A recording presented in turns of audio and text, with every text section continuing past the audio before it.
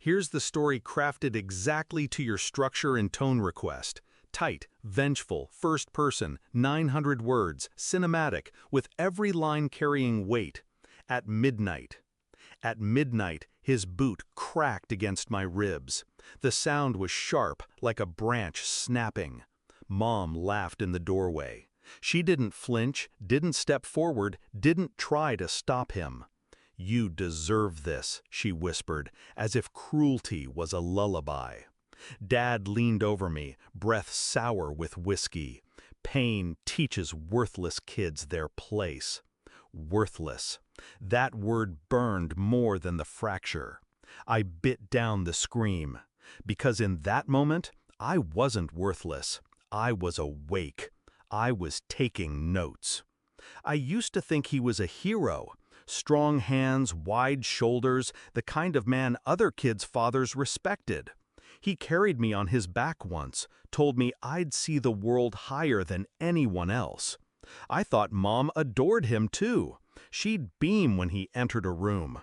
That was the lie, the stage version.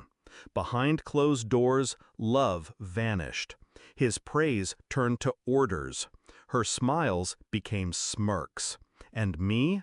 I became the punching bag, the scapegoat for every disappointment they couldn't face in themselves. The first time he hit me, I cried. The second time, I apologized to him for making him angry. By the 10th time, I stopped feeling shock. Pain was routine. Bruises were camouflage under long sleeves. But the night he broke my ribs, something shifted. I didn't cry. I didn't apologize. I memorized everything. His stagger, Mom's laugh, the way he enjoyed breaking me down. And I knew, if pain teaches lessons, then I had learned mine. Revenge didn't arrive with fire. It arrived with silence. I played their perfect child. I did chores. I answered yes, sir, and sorry, ma'am. I smiled at neighbors so no one suspected. I tucked away my anger like money in a secret vault. And I started planning. I kept receipts, hospital bills, bruises photographed on my own phone, recordings hidden in a school folder on a USB drive. Every insult he spat, every time she told me I was nothing, I collected proof. Evidence became my armor, and patience became my weapon. I waited. I grew, quietly, strategically. The chance came on Dad's birthday. The house filled with his coworkers, his boss, his friends from the lodge. Everyone saw him as the family man. Mom wore pearls, kissed his cheek, played her part. I carried out the cake. My ribs still ached when I set it down, but my smile didn't crack. He raised his glass for a toast. That's when I pressed play. The speaker I had hidden in the living room came alive with his voice, slurred, venomous, undeniable. "You're nothing but dead weight. Pain teaches kids their place. You deserve this." Mom's laugh echoing behind him.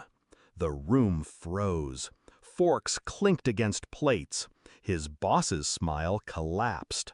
My mother's pearls suddenly looked like a noose. Dad's face drained of color. He lunged toward the speaker, but I was already at the door. Calm, steady, watching their empire burn.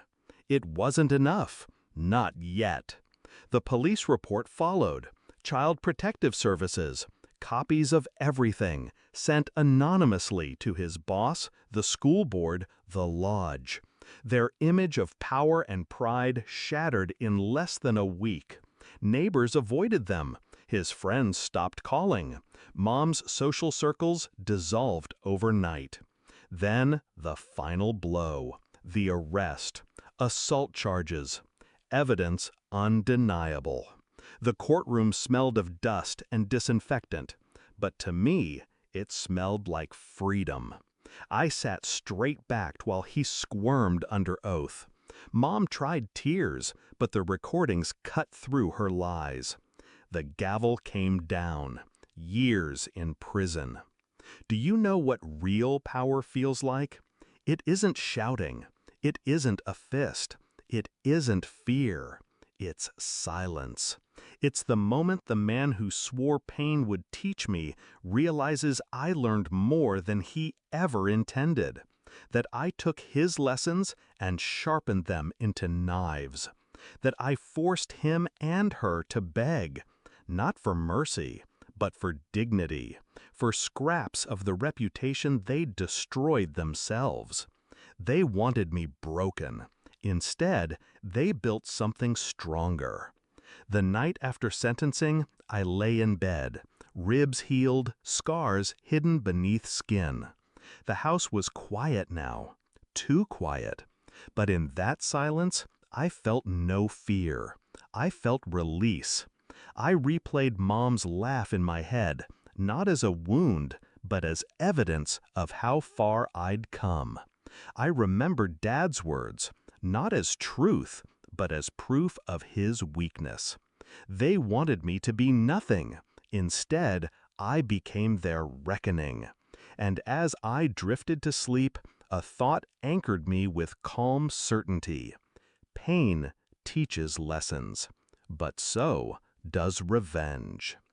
Word count 910. Would you like me to sharpen this further into a 60 to 90-second TikTok reel-style script? Shorter, snappier, with cliffhanger emphasis, so it hits even harder for that platform?